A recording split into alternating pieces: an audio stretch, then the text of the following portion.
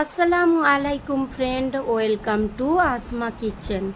এই গরমে ঠান্ডা ঠান্ডা লেবুর শরবত কেনা খেতে চাই, আর একটা খেলে আর একটা গ্লাস তো অবশ্যই চাই। কথা দিচ্ছি, একটা গ্লাস খেলে আর একটা গ্লাস আপনাকে খেতেই হবে।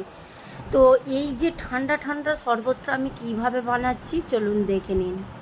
আর ভিডিওটা শুরু করার আগে একটা অনুরোধ রইল, আমার চ্যানেল এখনও না সাবস্ক্রাইব করা থাকলে সাবস্ক্রাইব করার অনুরোধ রইল, আর পাশে থাকা বেল আইকনটি ক্লিক করার অনুরোধ রইল। একটা মিক্সির জারে আমি এখানে 1 কাপ চিনি নিয়ে নেব। আমি যেহেতু ছোট কাপ ব্যবহার করছি তাই আমি 1.5 কাপ দিয়েছি, আপনারা 1 কাপ ব্যবহার করবেন। আর 2 গ্লাস শরবতের জন্য 1 কাপ চিনি যথেষ্ট। তারপর আমি এখানে লেবু নিয়েছি, দেখুন লেবুর রসটা আমি একটা বাটিতে বার করে নেব। আগে 2টো লেবুর রস আমি বার করে নেব একইভাবে।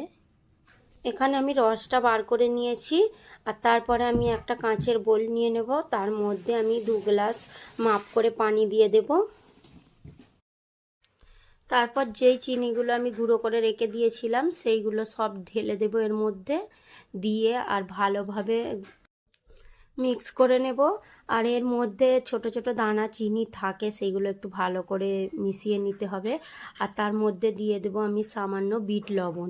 বিট লবণটা অবশ্যই দেবেন। বিট লবণটা দেওয়ার পরে তারপর আমি এখানে 2টো গ্লাস নিয়েছি, গ্লাসের মধ্যে বরফ দিয়ে দেব।